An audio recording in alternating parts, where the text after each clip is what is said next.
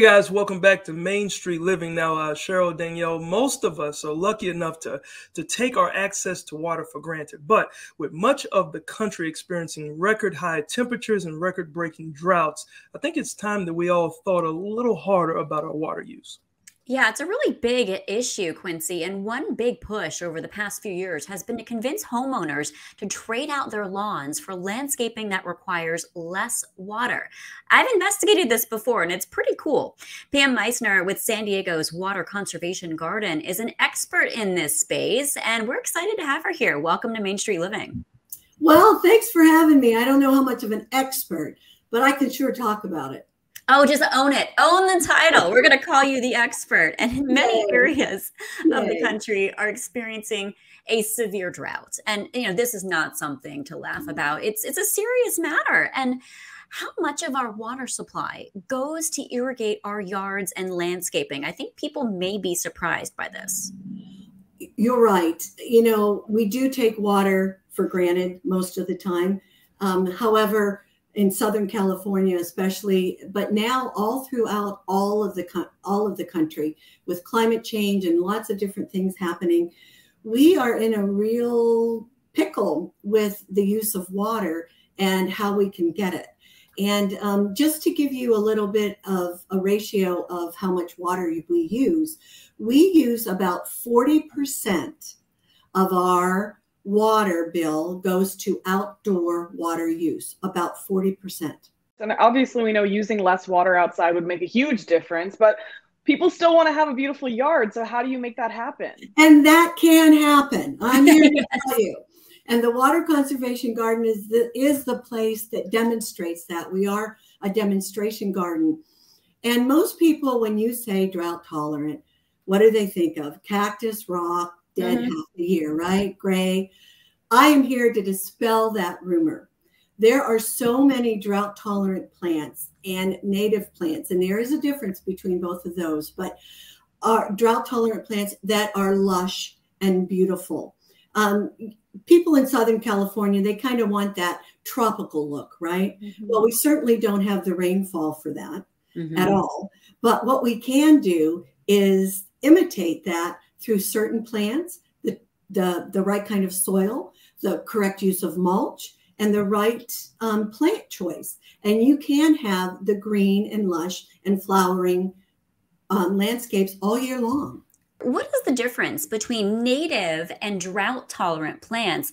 And what are some other plants that maybe people could plant there that would still look nice? So a native plant is a plant that originated from where you are, from where it is. And it has naturally is able to adapt to the soil conditions, the weather conditions, and things like that. And that was the plant that was originally here.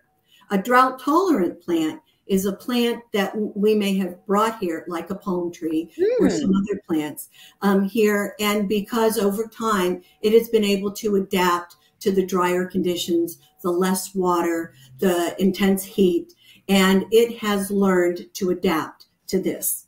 Bird of paradise, beautiful plant, right? Kind of does look tropical, and it's a low water use plant. Now, any plant, when you first plant it, needs water. And once it's established, it can become drought tolerant. So don't think drought tolerant means no water. It just means less water and usually less maintenance. So drought tolerant is a good way to go kind of all around. Grass, lawns, turf, now they are the thirstiest plant ever. And so it takes a lot of water to have a really nice looking lawn here in Southern California. So we are giving people many, many different ideas of how to make a beautiful space that's green, that's lush, and still saves water.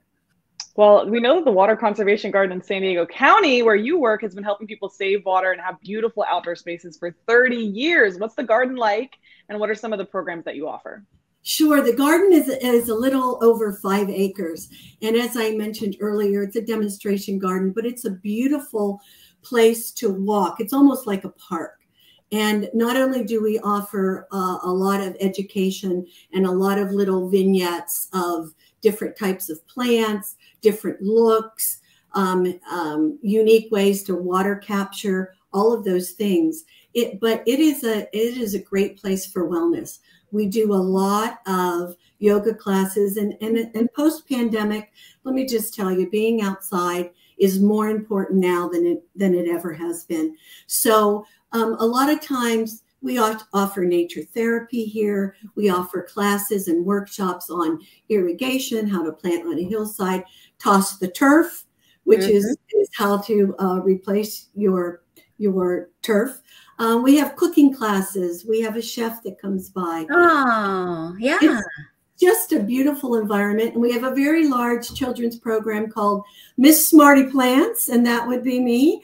And we educate and inspire mostly our youth to save the earth by doing lots of conservation methods, especially water. Oh my gosh, I love that. What a perfect title. And this is so important. I wish we had more time to chat with you, but our viewers can always learn more online. So where can they go?